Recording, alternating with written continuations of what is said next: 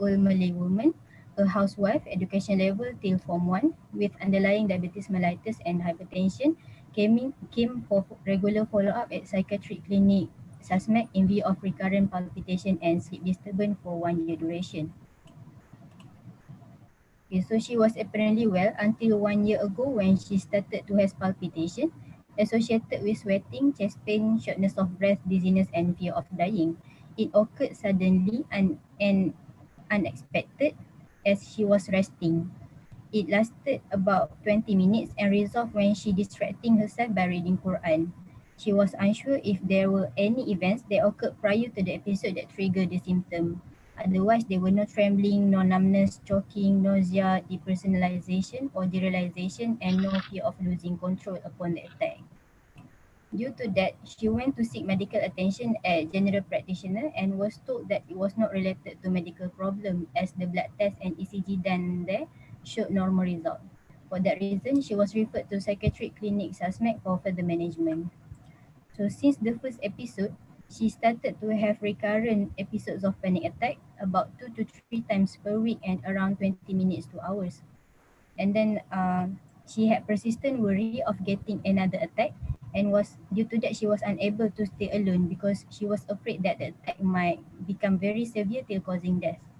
In between the attacks, she was well and able to continue her daily activities as usual. In July 2020, the symptoms became more severe, which she had to go to emergency Susmek urgently. However, the presentation were not proportionate to her normal blood test and imaging result. She was admitted at Susmek for 4 days for observation of her symptoms. And during the 4 days admission, she was given antidepressant and hypnotic agent for her sleep. Otherwise, she has no worry of multiple events, no restlessness, no difficulty in concentration, no irritability or muscle tension, no fear of being scrutinized in social situation, no fear of using public transport, being in open or closed space and being in crowd, no fear of specific object or situation, no intrusive thought, no history of trauma prior to episodes, no history of psychotic symptoms such as visual, auditory, tactile, gustatory, olfactory, hallucination or delusion. No history of substance abuse and does not take coffee prior to episode. She also had no symptom to suggest hyperthyroidism or hypothyroidism. There was also no history of any head trauma before and there were no symptoms to suggest intracranial pathologies such as seizure, loss of consciousness, fever, visual disturbance or any neck stiffness. Apart from panic attack, she also had sleep disturbance in which she said that previously her routine is sleep at 11 p.m. and woke up at 6 p.m. which is average around 7 to 6 hours per night. But since 1 year ago, which along with the course of panic attack, she had no problem initiating sleep but she will wake up early from 11 p.m. to 2 a.m. which is average around 2 to 3 hours per night. And she had difficulty to fall asleep back. So due to the sleep disturbance, she started to have slow mood because she became fatigued and spent most of her time resting at home rather than going for mengaji at surau that she usually do. And in terms of the low mood, it became worsened since 3 to 4 months ago in which she described it as feeling sad but it happened only occasionally. Otherwise, she had no loss of interest, no significant weight loss, no loss of appetite, no feeling of worthlessness, no excessive guilt, no difficulty in concentration, and no suicidal ideation. And also, there is no history to suggest dementia such as memory distortion, irritability, change in behavior, and she's still able to do her daily activity normally. And for currently, she said the frequency of panic attack had reduced from 2 to 3 times per week to once per week, and the symptoms also not as severe as before. However, as for the sleep disturbance, she said that the severity remained the same as before. And then as for the function, in terms of personal function, it is disturbed because patient had sleep disturbance and cannot go anywhere because they're afraid of panic attack might come back. But she still able to manage her self-care such as showering herself and eat by herself. In terms of interpersonal function, she had good relationship with her children and also her friends. Her children understand her current condition and being supportive towards her. Her friends also frequently visiting her to continue the mengaji session at her home. So this is the timeline of the presentation of the patient. So moving on to past psychiatric history. Patient had been diagnosed with anxiety disorder. She was unsure about the exact diagnosis since September 2019. She was started on escitalopram and hypnotic agent. She was unsure about the exact name of the hypnotic agent. On, on 25 August 2020, the escitalopram was changed to mirtazapine due to the side effect of escitalopram, which is dryness of mucosa. Otherwise, there is no other mental issue and no history of ECT done on the patient. She was compliant to all her medication. Then past medical and surgical history, she was diagnosed with diabetes mellitus and hypertension since years ago, in which she cannot remember the exact date. As for the diabetes mellitus, it was well controlled, random blood sugar ranging from 5 to 8 millimole per liter. She was not requiring any medication and was only advised on diet modification to control the glucose level. And for the hypertension, she was on medication but unsure about the type of medication she was given. The blood pressure ranged around 135 to 145 for the systolic blood pressure and 85 to 95 diastolic blood pressure.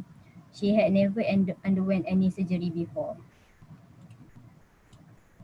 And so for the family history, this is the diagram of the patient's family. So patient is the second out of four siblings. She described her parents as warm and kind parents to their family. Both of her parents had no obsession symptoms and not authoritarian. And for husband, patient married to husband at 18 years old. Her husband died 10 years ago due to complication of cerebrovascular accident. She described her husband as a good husband and father towards her children. She had 6 children. The eldest daughter aged 55 years old and the youngest daughter aged 34 years old. There is no history of psychiatric illness runs in the family. For the personal history, prenatal and perinatally, she was born at full term via spontaneous vortex delivery with no perinatal complication. Childhood history, her neurodevelopmental milestones were all attained at their uh, normal age. No neurotic behavior since childhood, such as bedwetting, nail beating, or foot tapping. She obtained average result for every exam during her school years. She studied up till Form 1 due to financial issue. And then for adulthood, she is a housewife living together with the youngest daughter. Financially, she was supported by her children. After her husband died, she able to cope with the feeling of sadness, and nowadays she said that she rarely felt empty even with the absence of her husband by her side. For premorbid personality, premorbidly, her daughter described her as independent person and had many good friends. She used to involve in social activities such as mengaji at surau, usrah and others. She could work with friends in harmony and share and delegate tasks to other friends without any problem. But doctor also said that patient is a bit perfectionist, especially when it comes about the cleanliness of the house. And she also is an anxious type of person in which sometimes she overthink about something and it may result in getting unnecessary anxiety. However, there is no preoccupation or obsession in certain order or arrangement.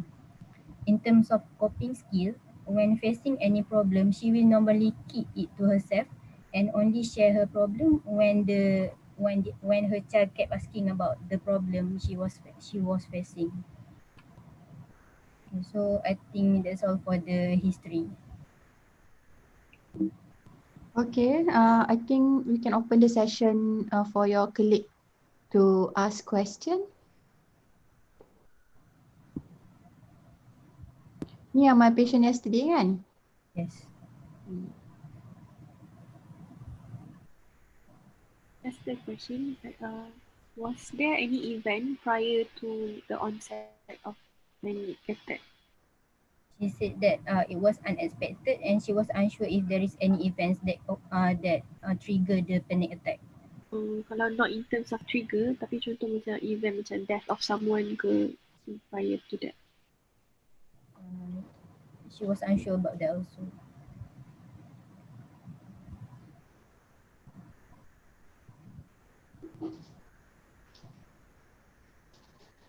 Any other question from the floor? Assalamualaikum warahmatullahi wabarakatuh. I would like to ask regarding her personal history. Because this patient is 75 years old female. Is it important for us to know her prenatal, perinatal, and even childhood history?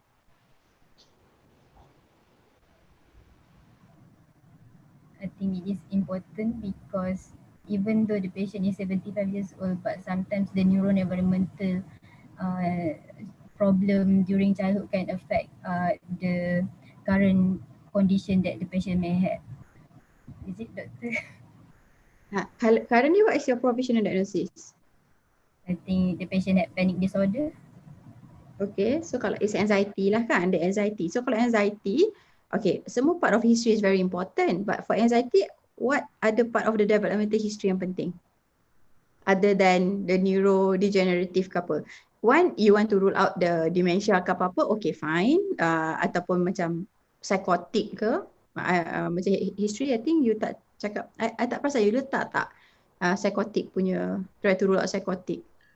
Tak. Okay, kalau ada, kan developmental pun, okay, psychotic punya developmental tu ada tak anything suggesting of that. Tapi sebab patient ni anxiety disorder, so developmental wise, apa yang dalam history developmental tu yang you nak kena letak? I think any neurotic symptoms since childhood. Dia punya neurotic symptoms, lepas tu the way they deal dengan stress, kan, benda-benda macam tu. And even nanti kalau macam when you talk about family history, dia punya parenting, ada tak parenting, parents dia pun ada anxiety juga. Mungkin dia mirroring, kan, dia learn behavior, become anxious, benda-benda macam tu lah. Okay. Lagi?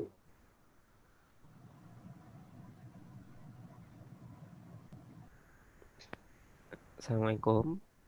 Can I ask, how do you ask about muscle tension? I'm not sure if there is the exact how we ask the patient, but I ask ada tak rasa macam sakit-sakit badan ataupun rasa macam sengal-sengal badan dalam tempoh yang panic attack tu mula terjadi. Macam mana lagi sekali? Ada tak rasa sakit-sakit badan ataupun sengal-sengal badan bila risau tu start terjadi?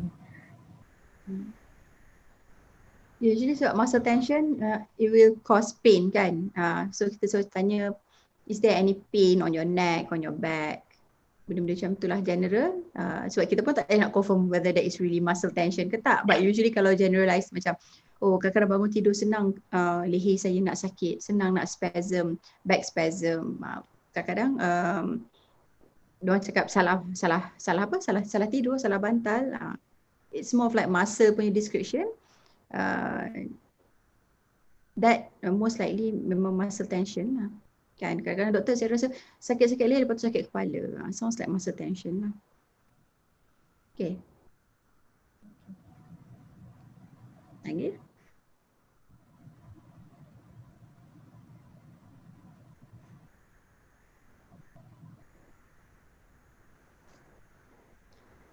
Any other question?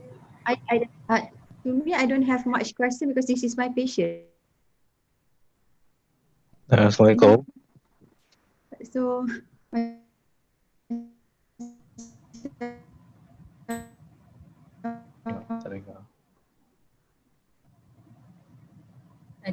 Doctor, we cannot hear you.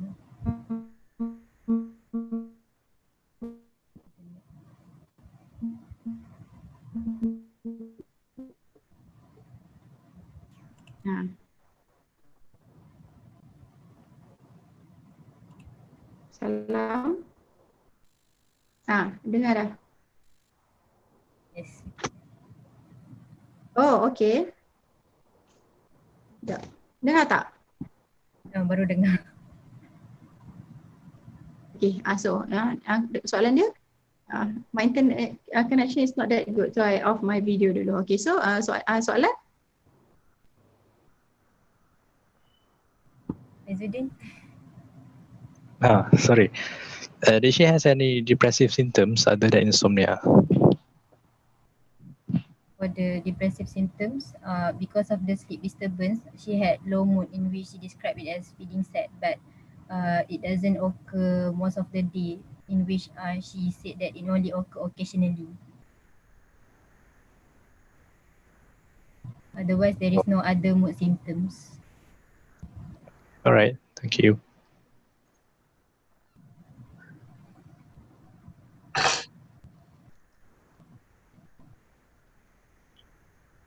Any other questions?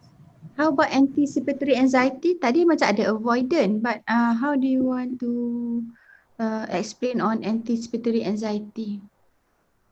For the anticipatory anxiety, she said that she had persistent worry of getting another attack. Can it be considered as anticipatory? Okay, so sebab currently, okay, your provisional is panic disorder, your differential is? GAD lah. Differential. Differential? Doctor, for our differential, the first one we put generalized anxiety disorder. And then second one we put agoraphobia. For the third one is anxiety disorder due to medical condition, and the fourth one is the major depressive disorder. Okay, so panic disorder and second one GAD. So okay, dia anxious about having another attack. Tapi is that dia punya preoccupation of dia punya anxiety or anxiety dia about other stuff yang lagi worrying her? Because if you want to put panic disorder as the first one, the worry about having another attack tu yang predominant. So how about this patient? Is it the worry about having another attack tu yang penting, yang menakutkan dia, yang preoccupied, buatkan dia preoccupied, ataupun just berdebar-debar worry about other stuff? What do you think? I think it is more on worry about having another attack, because she said that when she's having the attack, it's feeling like fear of dying. So she afraid that the attack might lead to death. Worry about other stuff, I think she said that there is no any other things that keep mingle around her. So maknanya when she sat at home, dia macam always like berjaga-jaga, takutnya nak dapat attack, macam tu. Yeah, kind of. I think dia cakap macam dia tak nak duduk sorang-sorang sebab dia kata nanti tak kalau sorang-sorang dia mungkin kena attack tu lagi. That's why dia trying to prevent the situation biar dia sorang-sorang, sebab tu anak dia pun tak tinggal dia sorang-sorang. Okay, what other things yang dia buat to avoid this attack? Dia keep on making herself busy, macam baca Quran and benda macam tu. So that dia tak fikir sangat about the attacks. Yang tadi pasal avoidant behaviour dia tu, you cakap kata apa, dia tak keluar rumah? Dia takut nak keluar rumah seorang-seorang. Seorang-seorang, so it's all about dia seorang-seorang. Kalau ada orang teman dia, dia okay? Yes. So kalau orang teman dia, sejauh mana dia boleh pergi? We didn't dig further about that. So kalau yang typical panic disorder, even kalau ada orang teman pun, sometimes it can be quite scary sebab dia tak nak ada panic attack tu kat luar rumah. Kan? Dia tak nak ada rasa macam nak mati, nak gila dekat luar rumah tu. Even though ada orang, because dia tahu orang tu boleh teman je, but orang tu tak boleh tolong dia. So the essence of, because you offer panic disorder as the first one kan, so you nak kena check betul-betul the essence of panic disorder tu lah. And then why you bagi differential agoraphobia tadi, one of the differential? Because she had fear of being outside of the home alone. Okay, what is the essence of agoraphobia? Apa fear dia? She had, apart from that, she had fear of using public transportation, being in open or enclosed space, as well as being in crowd. Okay, so in agoraphobia, apa dia punya fear? Dia fear kalau dia tak boleh escape getting from help. Kan? Getting help. So this patient, Is that dia punya fear? To get help, to escape, or merely saya just tak nak keluar sebab saya tak dapat panic attack. Yeah, it's more on dia takut nak keluar sebab dia takut dia dapat dia panic attack. Sebab if the patient has clear agoraphobia, by right, the differential tu dah kena comorbidkan dia dah. Panic disorder with comorbid agoraphobia. Kan? Sebab kalau dia panic, agoraphobia asing je, dan dia kena make a case yang memang that's the case lah for her kan. The fear dia memang, the fear is about escaping, getting help. Okay.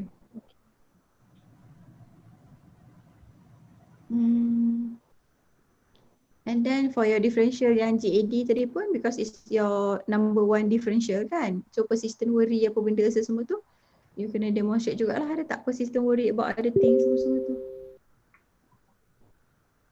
No, there is no persistent worry of other things. And how about the general medical condition? Any info? For the general medical condition about the diabetes and hypertension, is it? Yang can cause panic disorder? Because she has diabetes mellitus, we are worried of hypoglycemia that may have a symptom like panic disorder. Can has symptom of panic attack kan, bukan panic disorder, panic attack. Okay. Lagi selain daripada hypoglycemia, we did this yesterday yang medical investigate dia. Also we worry of occurrence of cardiovascular disorders such as myocardial infarction. So, but from the medical examination, all the investigation was normal. Semalam yang I read the report tu, is it myocardial infarction ke apa yang medical investigate? CT brain. CT brain because of the dementia semua tu. Ni yang cardiac. Saya cakap apa medical situation yang diorang query and then they want to investigate. And it can be because of another medical problem. Kalau palpitation, apa lagi differential? Kalau yang medical, palpitation apa? Arrhythmia. Yes, arrhythmia kan. Dia thinking of sinus arrhythmia semalam dalam report tu. And then dia thinking sinus arrhythmia tu, is it because of hyperthyroid? Okay. Can we moving on to MSc, Doctor? Any other question by anyone else?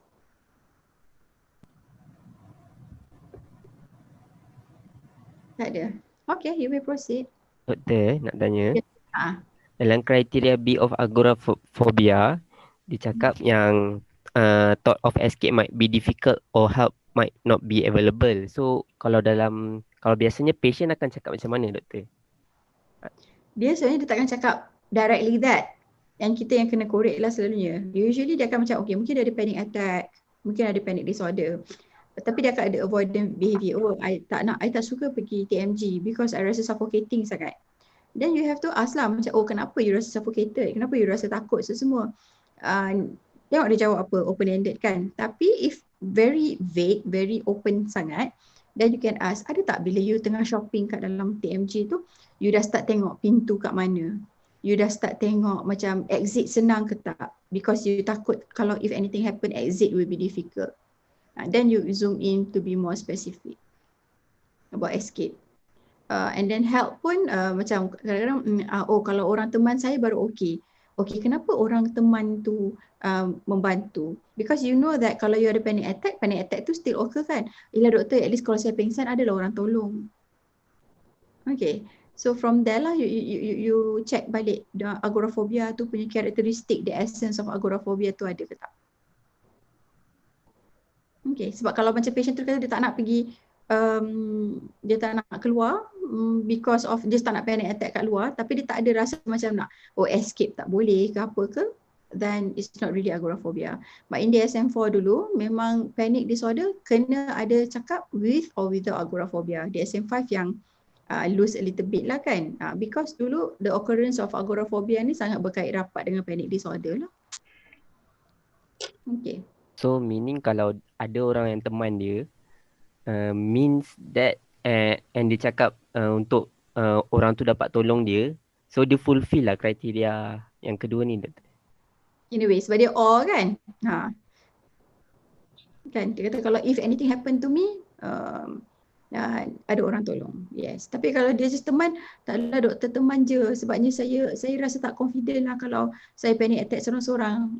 Macam that's still not specific enough. You kena dapat if anything happens to her, there will be help.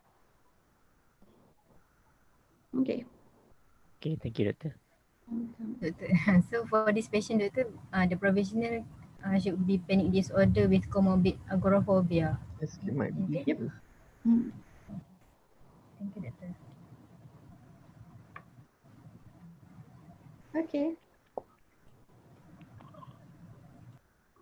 Okay. So for mental state examination, appearance and behavior, she is an elderly teen of a dark skin complexion, wearing jubah and tudung, neat dress. She sit on the wheelchair, but she actually can still walk just because she might feel weak. And then rapport was well established after a few questionings and explanation. Eye contact and cooperation has been good. No other anxious facial expressions such as eye wide open or dilated pupil. No fidgeting or foot tapping, and does not appear restless. No abnormal movement throughout the interview. There's no restricted facial expression and no depressive features such as omega sign. No distractibility, no psychomotor retardation, agitation, or stereotype behavior. Other than that, what else? There's something that she said to me yesterday, macam she's not that happy. And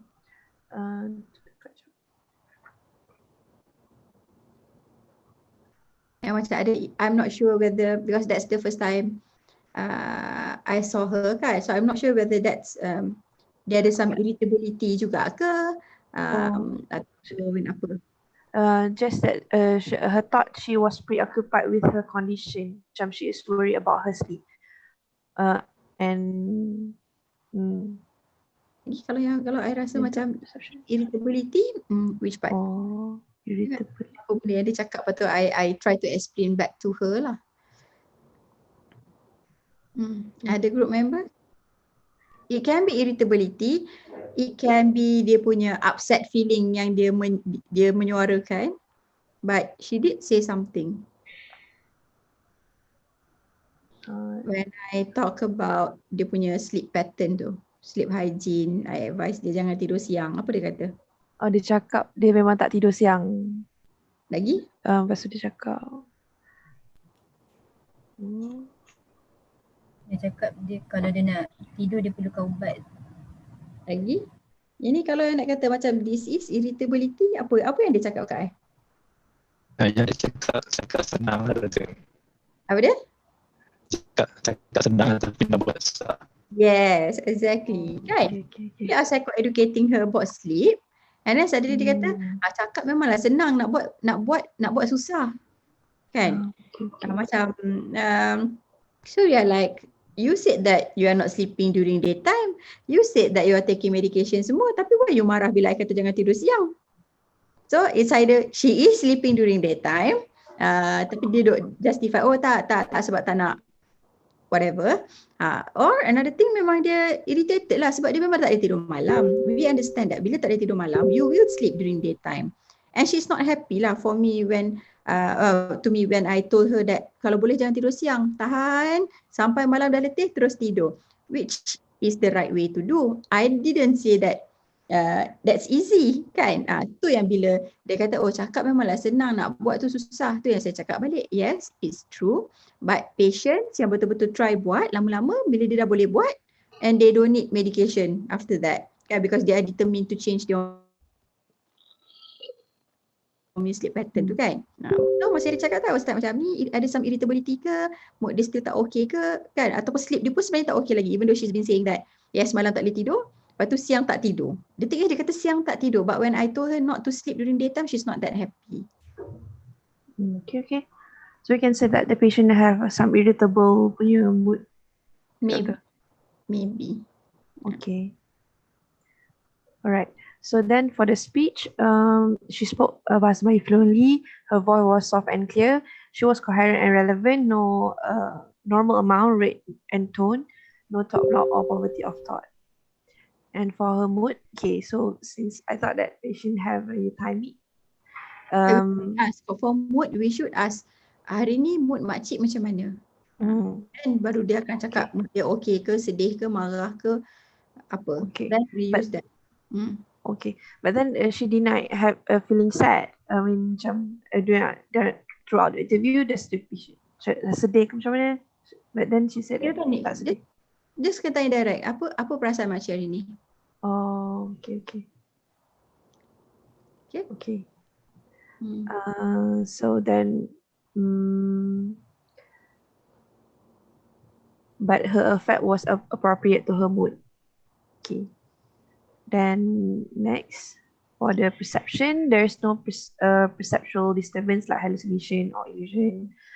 For her thought, she was actually preoccupied with her condition. She worried about her sleep, about her child cannot taking care of her. Otherwise, there's no obsessional thought during the interview. There's no delusion, no thought possession. She denied suicidal thought.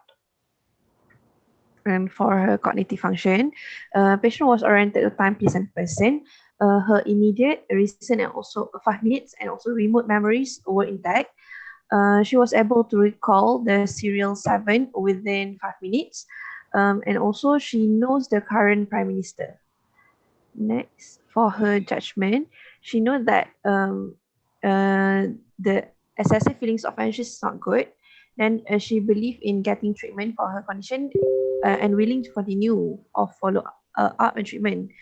So for her insight was good as she believed her current condition to be the result of a mental illness that she's suffering from, and she's willing for treatment and cooperates in all necessary activities for improvement. And she realized that she needs treatment and this condition can be cured. Then for the physical examination, just did a general examination on patient. She is conscious and alert, comfortable sitting on a wheelchair and cooperative. There's no pallor nor jaundice, no sign of hyperthyroidism such as sweaty palm, tremor, or exothermus. Her vital sign yesterday was a febrile with a blood pressure of 140/60. Her heart rate was 60 beats per minute, good volume, regular rhythm, and her respiratory rate is 80 breaths per minute.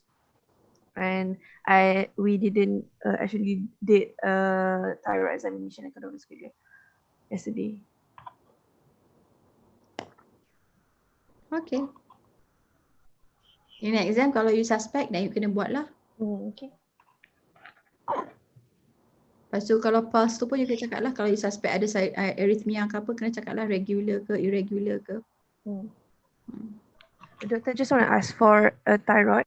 Do we we need to open to look for the thyroid lump?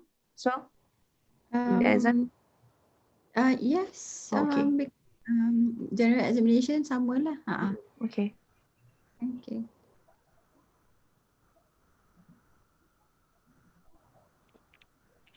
Okay, for provisional diagnosis, so based on what we have discussed with doctor previously, so the provisional diagnosis should be changed to panic disorder with comorbid agoraphobia. So for panic disorder, she has fulfilled all the criteria in the DSM-5, in which first she has abrupt surge of intense fear that occur within minutes. The panic attack that occur for this patient usually lasts about 20 minutes. And then she had symptoms in which we need 4 out of 13 to diagnose. Sweating, chest pain, shortness of breath, dizziness, and also feeling of dying. Apart from that, there is also followed by more than 1 month persistent worry of additional panic attack, and there is maladaptive change in behavior, in which this patient currently she need companion by others every time she want to go out. She want to go out. Apart from that, there is no history of taking substance, no signs suggesting medical causes, and no other mental disorder. For agoraphobia, in this patient, she had the fear to be outside of the home alone, as well as there is fear of being outside as she feel that there is no help will be available in the event of panic. Okay, so for our differential diagnosis, the first one is generalized anxiety disorder because she also claimed of sleep disturbance and fatigue. However, for the points against, there is no excessive worry of many things and she able to control the worry by reading Quran. How And about muscle tension? Feeling there is no muscle tension, no. betul? Dia tak ada sakit-sakit badan. Tadi ada sakit badan? Dia cakap kalau dia cakap ada sakit badan tapi biasalah orang tua cakap macam tu. Is it considered as muscle tension? So you doktor, you kena decide. Kalau dia justify dia orang tua. Tapi kita tahu orang tua yang lain ada juga yang tak sakit badan kan? Yes. So you kan tanyalah bila sakit badan ni start, is it serentak dengan the anxiety? So you need to decide whether you want to use that for points 4 ke tak. And then feeling kid up, kan, macam risau all the time. Maybe yang waiting for another panic attack tu macam anxious cause her to feel kid up. That's also can be a points for generalized anxiety disorder. Kan, feeling kid up, macam agitated, macam don't know what's going to happen next. So kalau ada benda tu, that's going to be your points for lah, because you must remember generalized anxiety disorder, it doesn't just stop at persistent worry about many things in life, but also those 6 symptoms tu. Irritable memang dah nampak waktu MSE tadi macam ada kan. Lepas tu personality tadi, okay, untuk your professional, do you want to add on anything for macam panic disorder with agoraphobia? Do you want to add on something else? Do you think there is something else untuk personality ke apa? She is an anxious type of person. OCD. Nah, apa? Kau personality apa? Kalau anxious, perfectionist, apa personality-nya? OCD. Dia buka balik personality tadi.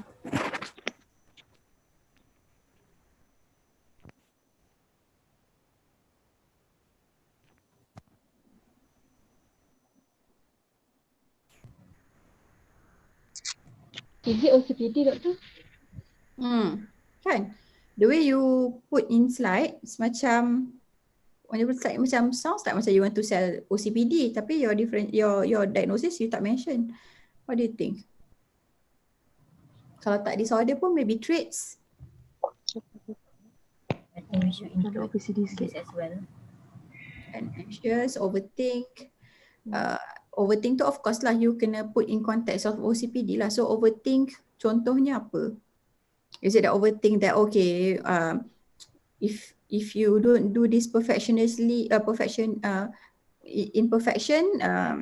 then it will be a problem. So dia ada a problem to delegate tasks. They prefer to do things on her own, kan? So benda-benda macam tu. So bila dia sampai anak dia cakap kan may result in unnecessary anxiety. Bunyi like macam have to need to be in control. Once macam tak out of control je, dia dah senang nak anxious. Kan? Lepas tu big perfectionist, especially when it comes to cleanliness of the house. So nak kena tengok dia ada orderliness macam like OCPD punya ke, ada macam OCD sikit ke. She doesn't sound like she has OCD lah, but OCPD maybe. Kan? Kena go through OCPD punya karakteristik tu. So currently I think macam nampak ada je perfectionist tu kat situ. The way she carry herself pun kan, even for her to be irritable with what I said tu pun dia macam ada perfectionist in what I said, in what she said kan. Macam dia kata tu, I'm not sure dia rasa macam it's like, oh I don't know her, why am I saying things like that? Tapi dia tak fikir yang I doktor, sebab tu I advise that way. Adakah dia jenis yang tak boleh susah nak terima advice ke? Itu antara benda yang kita kena clarify balik dengan anak-anak dia lah. So orang yang perfectionist ni memang susah sikit nak terima advice sebab dia rasa dia betul all the time. Kan? Okay. Just nak tanya doktor masa interview tu dia cakap macam when I said something like something lah, lepas dia kata that thing is because of her old age, tapi dia kata nanti you pun tua you macam tu juga, something like that. Does that mean that macam patient tu that irritable? itulah, I don't know whether dia ni irritable ataupun we are younger than her. So dia rasa macam kenapa dia orang ni lagi muda daripada aku tapi nak memandai-mandai. Faham tak? Orang yang perfectionist ni sometimes they have that problem bila dia orang dah tua. So that's why you need to clarify with the daughter. Macam apa orang Melayu cakap, saya dah makan garam awal daripada awak. Faham tak? So macam tiba-tiba bila awak cakap macam tu tanya-tanya, dia pun macam ada this feel like macam I need to tell you this. Padahal we are just clucking kan. We are just psychoeducating. But then to her dia might feel offended ke maybe. Tapi mungkin dia just like personality dia just rasa dia nak cakap something balik ke. Maybe, I don't know kan. Tapi those are the points yang you need to go in further lah. Kalau saya as dia punya doktor, as dia punya therapist, I would like to know more. Mungkin I tanya, kenapa cakap macam tu? Is there any reason why you saying that? I will confront back lah, Anda tengok. Tadi kata tak tidur siang tapi ni macam bila saya cakap ni macam marah sikit ke apa ni? Tengok apa balik. Kalau saya memang macam jenis confront tapi semalam I'm like, okay, this is like the first time I'm seeing you. I'm not going to confront you. I pun tengah in the rush yesterday kan, nak kena pergi HTA. So I just like cakap balik je lah dengan dia. Kata, I've seen patient yang kalau they follow this, sleep hygiene dia tu okay. Later on memang dah tak payah ambil ubat. So just nak reinforce dia je. I rasa at that point of time dengan limited time semua, I just need to reinforce dia. Tak perlu I nak go further. Tapi the next time dia datang ke apa, if dia punya sleep problem persist, I might want to explore further lah. Especially kalau betul dia ada tidur siang sebenarnya. That's why dia rasa offended bila I cakap macam tu and she start to say macam senang cakap daripada buat kan. Okay. So from your ni boleh add on dia punya differential tu, panic disorder with agoraphobia with underlying obsessive compulsive personality traits. Kalau tak kuat sangat. Tapi kalau you dig further memang full blown dan obsessive compulsive personality disorder. Maybe that's also one of the reason kenapa dia dapat anxiety at old age. Sebab kalau you tengok dia punya worry, what is dia punya worry? Dia worry anak-anak dia tak boleh nak jaga dia. Kan? But she's an independent person. That's what one of the things that we discussed yesterday. Why at this age? Satu, she's been having anxiety long enough tapi kita yang tak notice, anak dia tak notice. Now it's bad enough, that's why they come for treatment. Another thing is that now bila dia dah start tak sihat, because of dia punya perfectionist ni, dia dah tak boleh nak let go tau. Dia dah rasa macam, okay, I cannot do things on my own. I can't be independent anymore. I need my children. But is my children reliable enough to help me? Sebab why anxiety ni baru keluar dalam masa setahun at the age of 75? Kan? So is it because of dia punya personality tu? I'm just wondering lah. Sebab we cannot explain why at 75 baru dia nak dapat panic. I think boleh juga sebab macam bila dia cakap macam anak dia berjaga ke tak. Lepas tu anak dia macam tend to cakap ada masalah ke dengan anak-anak dan dia macam diam je lah. So macam ada anak tu ada isu juga ke? It's like macam anak dia not happy because maybe dia kat rumah dah asyik bebel ke. Dia macam I don't know. The way you say it, macam bila anak dia tanya macam tu, you faham macam mana? As if macam she's been doing that. So now the daughter tu pun macam hilang sabar sikit and try to confront her in front of you guys. I think dia more macam patient tu nak simpan dia punya problem tu rather than cakap dekat anak-anak. Anak-anak dia tak risau. Okay. So yang dia kata, okay, how about the history part tadi you guys present? Dia worry anak-anak dia tak boleh jaga dia. What does that mean?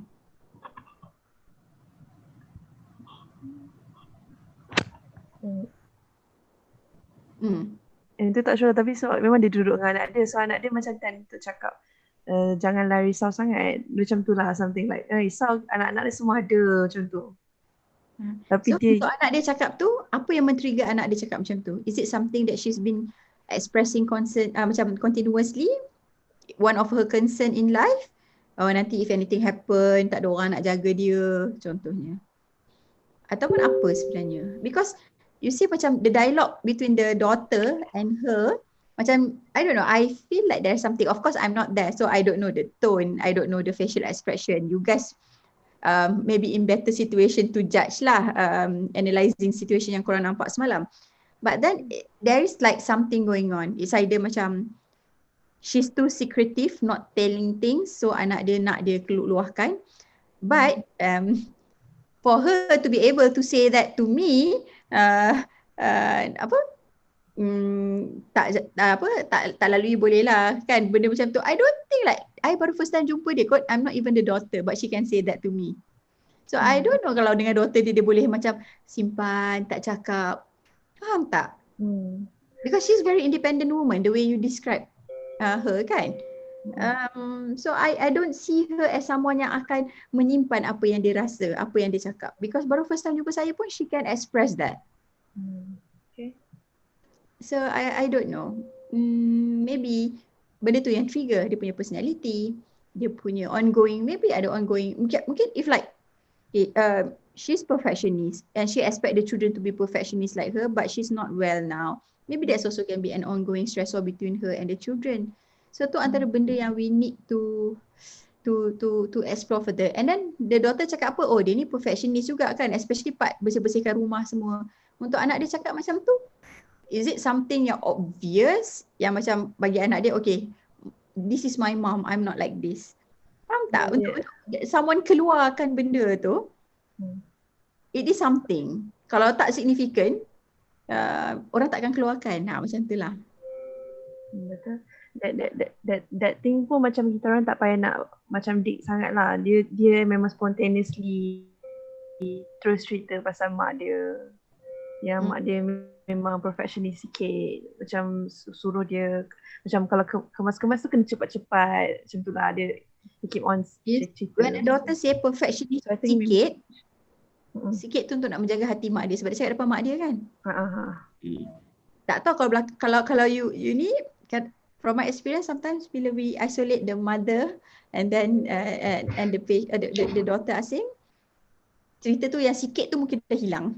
Dia akan jadi perfectionist and akan ada. Lepas tu kata, adakah ini mengganggu fikiran puan? Anyway lah doktor, saya kerja, balik rumah nak kena ni, dia pula nak expect saya kemas rumah. Faham tak? So it can be something yang ni, and then dia pula duduk kat rumah tapi she doesn't have the energy to do much. And then anak balik rumah tak dia nak kemas rumah. It can be an ongoing stress untuk dia jugalah. That's why dia rasa macam dia punya fear tu. I just wonder if you are not well and then you are anxious, what will be your worry? But her worry is anak-anak tak boleh jaga dia. Kenapa dia rasa anak-anak tak boleh jaga dia padahal now the children yang taking care of her? Faham tak? So there's something yang tak click with dia punya fear tu. This is like more psychodynamic lah. Sebab benda words yang come out from our patient mouth tu, it means something more usually. So untuk dia punya concern, dia punya worry, anak-anak tak boleh jaga, apa maksud dia? Padahal anak-anak dia yang duk jaga dia selama ni. Tu yang I wonder lah. Alright. Okay. Okay.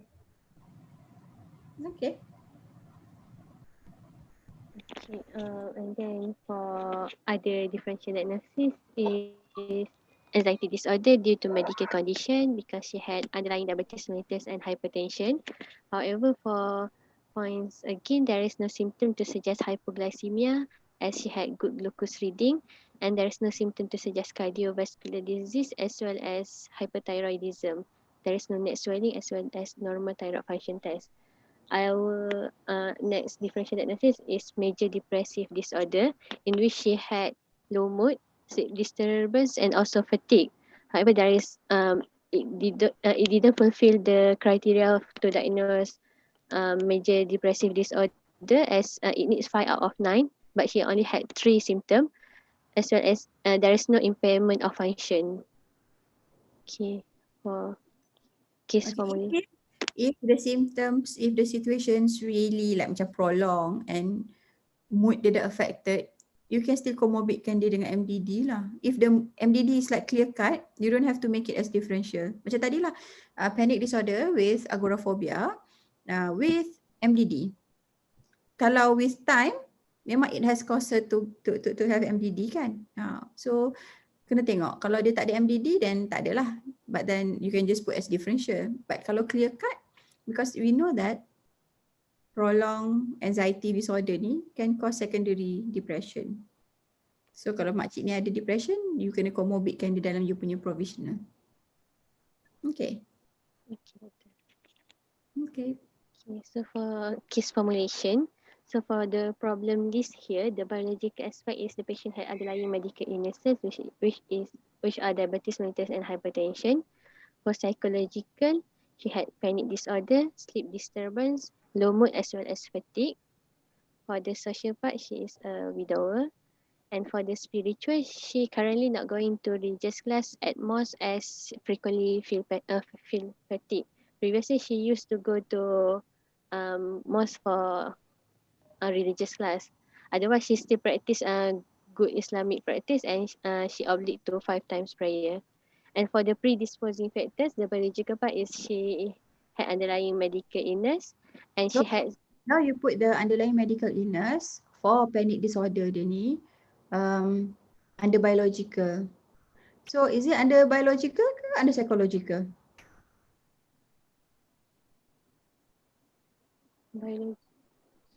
Does that diabetes and hypertension cause panic disorder?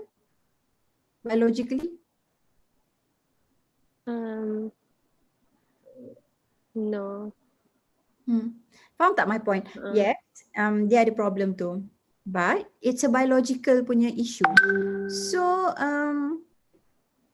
to me, it's not clear cut. Unless you nak kata DM yang masa hypo tu recurrent panic attack dia. Tapi berapa banyak hypo dia macam tu, sehari berapa banyak kali kan. So I think the stress is more on psychological stress sebenarnya. So underlying medical illness tu is a psychological predisposing factors. Mungkin dia stress and then one day develop panic attack because dia rasa macam cannot be in control anymore. Kan dia kan perfectionist.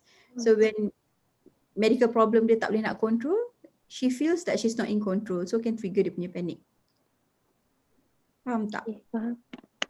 So macam unless dia ada hyperthyroid ke, yang clear cut hyperthyroid, then you can put under biological because the thyroid itself biologically can cause palpitation contohnya. DM tu boleh, tapi kalau nak kata sehari sampai berapa kali dia punya hypo tu macam not likely lah kan. Okay. So psychological, okay, personality. Lagi? You can put them on a prolonged medical problem tu kan, ongoing medical problem. And poor coping skill. Poor coping skill dia apa? Which she rarely share her problem with her children unless they keep asking her. Okay. Then you need to ask jugalah kenapa dia tak share kan? Is that dia punya personality or why? Kan? Okay. And then for social, her husband had passed away 10 years ago. Maybe she somewhere feel lonely. And then for precipitating factors, so for current episode, it might be due to poor coping skill and also personality for CPD. The precipitating, why now kan? So does the medical problem worsen lately yang menyebabkan sekarang ni dia jadi? So those are the things yang you kena figure out lah sebab kenapa sekarang. Kalau poor coping skill, kalau dah berzaman dia poor coping skill, why now at the age of 75? She's been using the defense mechanism for 75 years, but why now? Why after 75 years now it's not working and cause her to have anxiety? Tu yang I'm thinking of. Any other family issues ke, relationship with children ke, worsening of medical problem that causing her to need more help, causing her to be less independent, yang cause her to have panic. Kalau tak, at the age of 75 suddenly you want to develop panic attack, panic disorder, jarang lah kan. Okay, lagi? So for poor coping skill, it cannot be as precipitating factor lah, doktor. Macam mana? So for medical illness under biological tu? Tak, bukan yang poor coping skill, bukan precipitating factor dia lah untuk current issue. macam tak berapa sangat unless you can explain lah. We can put that but you explain. So kenapa now? Dia ada change the way dia punya defense ke? The way dia cope. Selama ni dia cope cara macam ni but now dia because of family problem dia cope macam ni. So because of that jadi macam tu. Then boleh lah. But you need to explain rather than just poor coping skill. Then we'll start to wonder why after 75 years sebelum ni pun dah poor coping skill macam cakap kan sebab predisposed maknanya sebelum ni kan, then why now poor coping skill but still boleh develop at the age of 75. Okay. So for the perpetuating factor, the medical illness should be under psychological also, and she had the personality of OCPD as well as the poor coping skill. Maybe sebab sleep cycle, sleep hygiene dia sebab sekarang dia perpetuating, mood is improving, dia punya panic is improving but dia punya sleep kan still. So is it because of she's still sleeping a lot during daytime, night time dia tak ni. So all those things lah kan yang you need to see why she's still not that well. Then you can add on other perpetuating. Okay. Okay.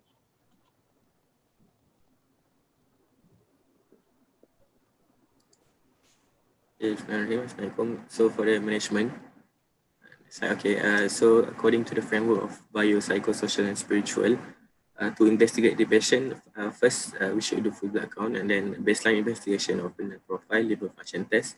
And since this patient have diabetes mellitus and also hypertension, we can consider to do blood sugar level, also lipid profile, and because of the anxiety symptoms can mimic cardiac symptoms, you can do ECG. Then I also would like to add on thyroid function test patient. Okay. And then for the psychosocial investigation, first we have to obtain collateral history. So ideally, I would like to isolate the daughter from the mother and get proper history from the daughter. And then assess the family support to assess the coping skill. And then you might consider to do personality trait test. You might find that this patient could have OCPD. And then you can also do back anxiety inventory and also GAD scale, which is GAD-7. And then for the spiritual investigation, assess the knowledge, attitude, and practice of this patient regarding the religious practice. Okay. And then for the treatment, for the biological treatment, this is generally for anxiety, for patient with anxiety disorder. So first, you might consider to give antidepressant, which is SSRI, SNRI, MAO inhibitor, or also TCA. So this actually have a good effect on patient with anxiety with comorbid depression. And it is also effective for both the somatic and psychological symptoms. It is also suitable for long-term and maintenance therapy. However, the effect is usually delayed, so you might consider to give add-on benzodiazepine as a bridging treatment for the antidepressant. And then you can also give anxiolytic, which is benzodiazepine. You can give anxiolytic as PRN when the patient have the anxiety attack, or also as sleep as the patient has problem with sleep. Benzodiazepine is also it can help in the sleep. And then for the psychosocial, for this patient, you should give psychoeducation for this patient regarding the condition, about the medication and what will happen if the patient is medication. And then to give supportive therapy, which is let the patient vent out everything that she wants to say and to affirm the patient's feeling. And then for the stress, you can also consider to give stress management, also relaxation therapy, which is PMR, the progressive muscle relaxation, or also breathing technique. And then you can do cognitive behavior therapy. So for this patient, if the patient has, every time the patient have feeling of dying when the patient has anxiety attack, so we can change the mindset that this this condition is actually transient, so it will not cause the patient to die. And then because the patient have poor coping skill, maybe we can consider to teach a coping skill, and also maybe we can do psychodynamic psychotherapy to assess why the patient, maybe background problem for this patient which causes this patient to have this current problem. And then for the spiritual treatment, to help the patient in realization and also acceptance, and also since this patient have distracted herself from this attack by reading Quran, so the patient should occupy herself with religious duties to distract the patient from anxiety symptoms. So that's all for the treatment. This is add-on. You guys can read the effect of antidepressants or the effect of anxiolytic. That's all. So benzodiazepine to how long you can give the patient while waiting for the SSRI to work? Usually SSRI takes 10 to 14 days. So benzodiazepine can be given since the first day, and then however it have to be tapered off. At most it can be given for 4 weeks. So efficacy wise, study shows it only works up to 6 weeks kan, 4 to 6 weeks tu, after that dah tak works dah, so you kena taper off. So what type of benzo you want to give? How many benzo? You tahu? What I know, the one that is common patient to have is alprazolam, which is Xanax. So that's short acting, long acting, medium acting? I think it's short acting. Okay. So apa beza when we want to give the short acting, when we want to give the medium? So for the short acting, it is good to give a PRN, which is when the patient have when the patient have acute anxiety attacks. And for the Tapi kalau macam patient tu panic attack dia sehari sampai 10 kali, nak bagi PRN ke? No, we can consider to give long acting, which is daily dosing. Are you sure? Okay, tak benzo, boleh je. I have patient yang masih mula-mula datang, we start SSRI and then we give like alprazolam 1 mg TDS. Oh, okay.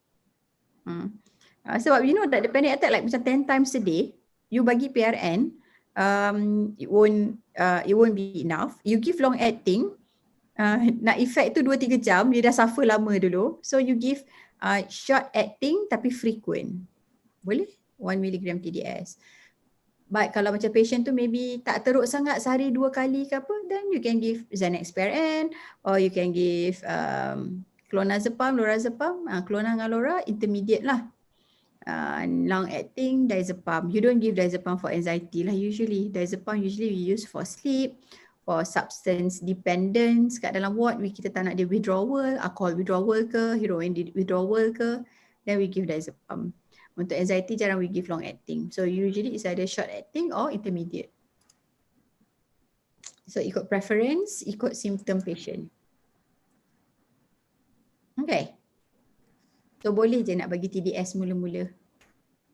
Lepas tu make sure just taper off and then tak payah dah lah. And optimize lah SSRI tu cepat.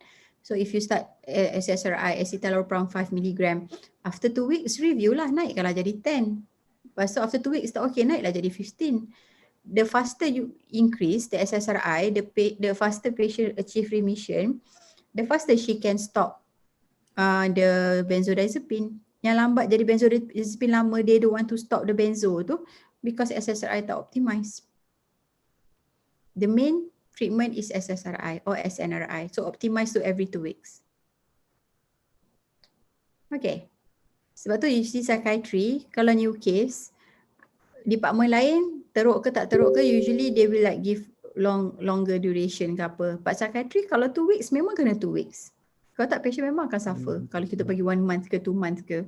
Sebab kita nak kena optimize medication tu cepat. Okay. Anything else?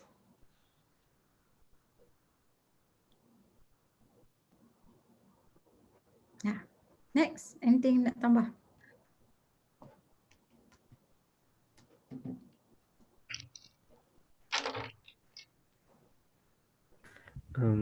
Afif, Dekat slide ada tulis buspirone dengan beta blocker. Bila nak bagi tu?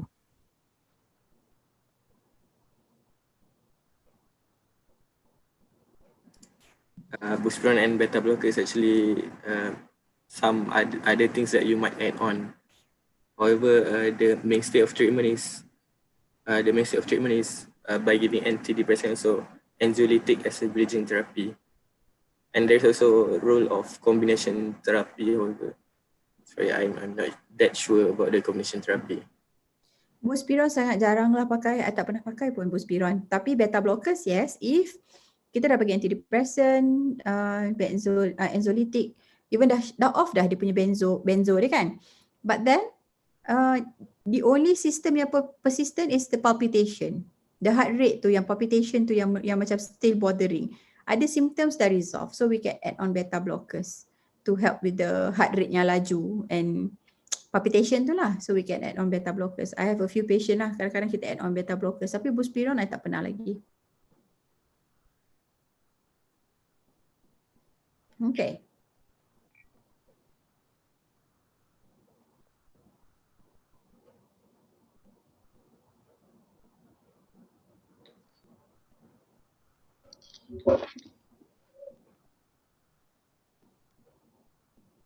Dah habis dah.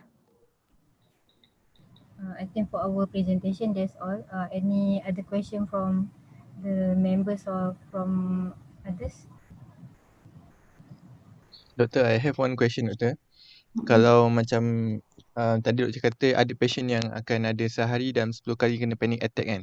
So can that patient we revise the diagnosis into generalized anxiety disorder? Sebab in DSM it says that occurring more days than not. Maksudnya lebih occur frequently in a day.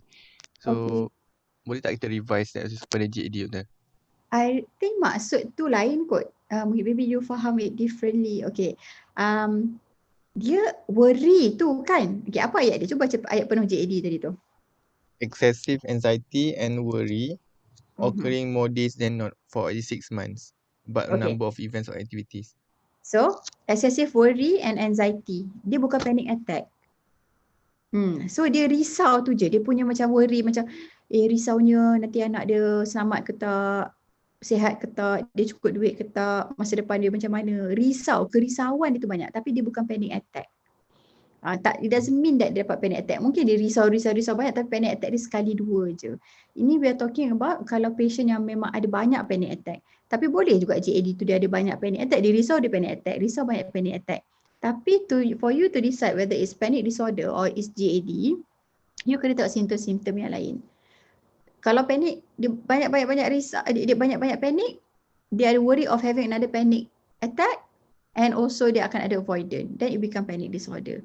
Tapi kalau dia excessive worry about many things in life, semua benda pun dia nak risau, tapi main focus dia bukan risau of having another panic attack tau. Dia punya worry is about having, other things in life. And then dia ada yang 6 simptom tadi tu, senang nak marah, susah nak tidur, susah nak concentrate, sakit leher, sakit badan, semua benda tu. That is more of JD. And ayat tu juga, more days than not, maknanya dalam seminggu tu ada 7 hari, kebanyakan hari ada. Itu maksud dia.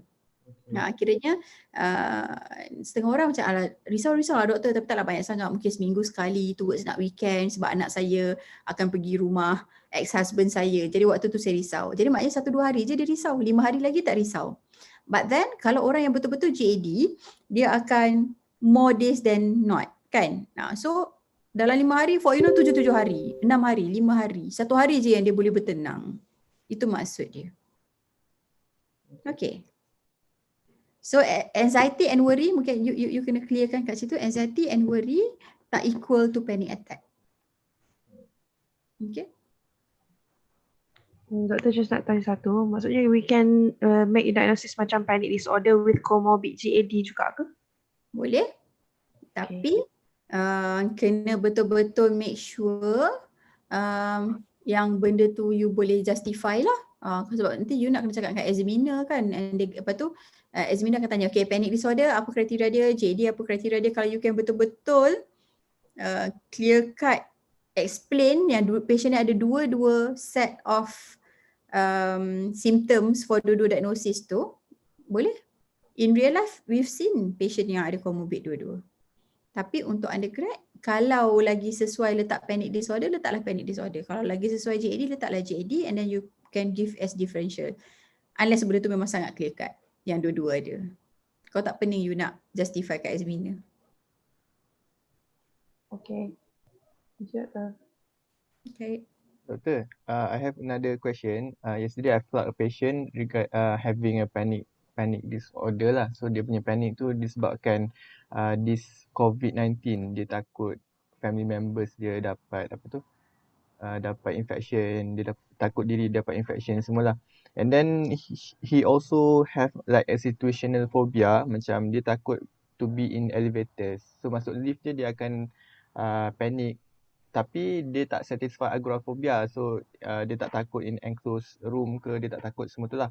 So how do I put the diagnosis, doctor? Is it macam nak cakap panic disorder with comorbid specific elevator phobia ke macam ni, doctor? Okay, bila dia masuk lift, apa yang dia takut? Dia takut kalau lift tu stuck, dia tak boleh keluar, dia tak cakap, saya tanya pasal pertolongan tu, dia kata dia tak takut pun kalau dia tak ditolong ke apa. Cuma dia takut masuk lift, jejak kaki dah takut dah. Selalunya kan, panic disorder memang itu package dia.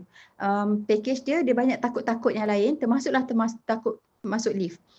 And if you check, dia akan selalunya cerita dia macam ni. Takut masuk lift, nanti kalau lift terstop, nanti lampu stop, kipas stop, dia tak boleh nak keluar, lama-lama nanti lift pun mungkin putus ke apa, nanti dia akan mati dalam lift tu, pengsan ke mati ke. So, itu agak typical of panic lah sebenarnya. Cerita panic selalu macam tu. Sebab dia ada macam fear of dying, fear of getting crazy, going crazy. Dia macam rasa out of control punya situation. It's not a specific phobia. Unless memang dia clear cut sebelum dia ada panic disorder pun dia memang dah ada takut naik lift, and then dia akan avoid, dia nampak lift pun dah jadi freak out, fulfill the simple phobia punya karakteristik, that will be different.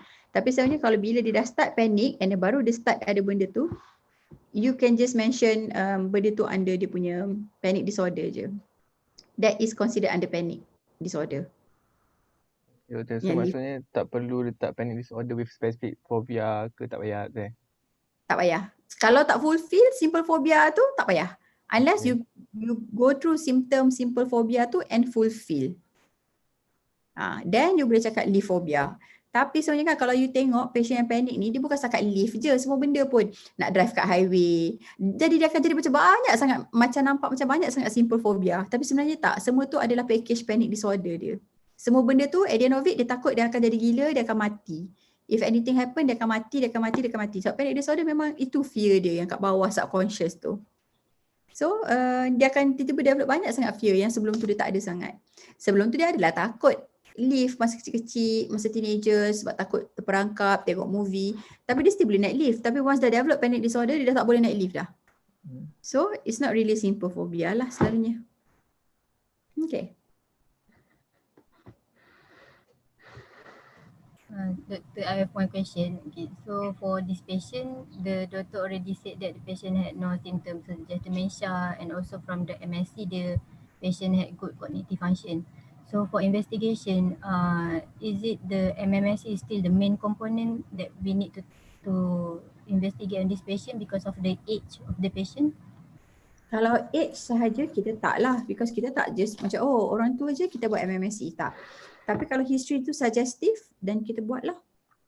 Kalau history tu memang kata memory is obviously impaired, ataupun mak saya compared to beberapa tahun lepas, sekarang ni dia selalu tak ingat, dan kita buatlah one objective assessment. Tapi MMSE dia tak sensitif sangat. You can get lah, kalau orang tu obviously impact, you can get lah. Tapi kalau tak, better MOCA, better NUCOC. Okay. Thank you, Doctor.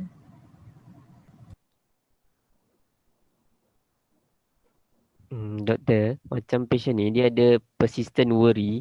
So kalau dalam under OCD, yang obsession dia ada recurrent thoughts yang unwanted and cause anxiety. So macam mana kita nak rule out obsession dalam hal ni? Okay, kalau OCD, one of the keyword is intrusive kan. The thoughts must be intrusive. Meaning, satu dia boleh control ke tak the thoughts. Boleh tak dia, okay, jangan fikir. Kalau obsession usually is very intrusive. And it's not just thought, it can be images, it can be impulses. And then usually OCD ni dia ada theme dia. So kalau macam makcik ni dia ada theme tak? Tema dia kan. So itu grossly how you want to differentiate whether this is OCD ataupun tak lah. Menjawab soalan ke tak? So yang persistent worry of panic attack ni tak dikira sebagai obsession?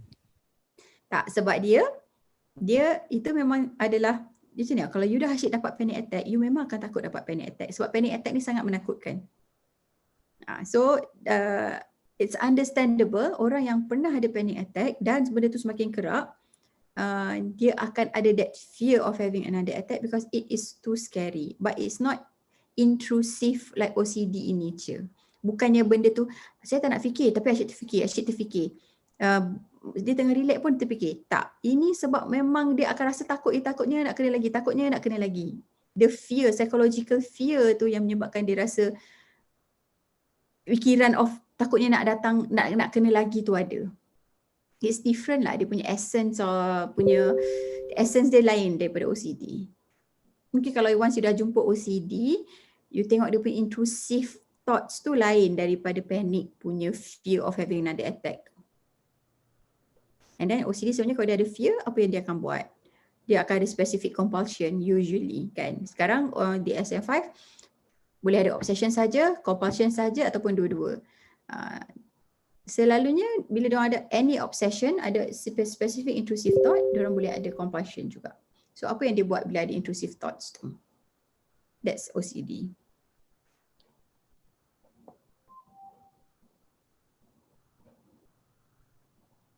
Okay.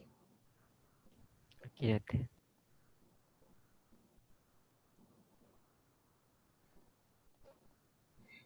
Any other question?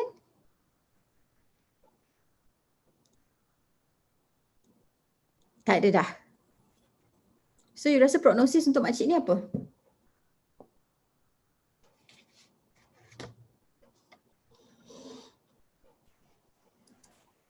Anyone prognosis? Presenters group?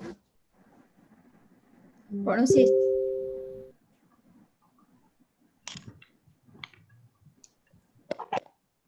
I think the prognosis is good because currently macam symptoms are reducing and then we are still trying to optimize the medication. So I think once the patient have macam dah sleep, dia dah okay, I think it will be better. Okay. Kalau poor prognosis factors dia apa? I kind of agree with you, but ada some other things yang might affect dia punya dia punya personality tu lah. One, dia punya personality. Lagi some ongoing interpersonal problem dengan anak dia ke yang kita query macam ada aura kat situ tapi kita don't know what's going on. Interpersonal issues, kalau itu tak settle, it can cause prolonged stress dengan dia juga. And then late onset ni yang menyebabkan macam kenapa ya? Takut ada things yang trigger yang kita miss ke. Tapi it seems that she's improving, cuma sleep dia. So I'm not sure kalau prognosis wise from sleep punya point tu yang tak berapa nak bagus. Kalau dia betul-betul determine, follow dia punya sleep hygiene semua tu, maybe we can off dia punya Stilnox. We'll see lah. Sebab currently palpitation dia dah kurangkan tapi sleep dia tu yang masih problem. Okay. Okay, thank you korang. Kalau dah tak ada apa-apa soalan, we can end our session lah. Alright. Thank you, Doktor. Thank you, Doktor. Assalamualaikum. Waalaikumsalam. Thank you, Doktor. Doktor.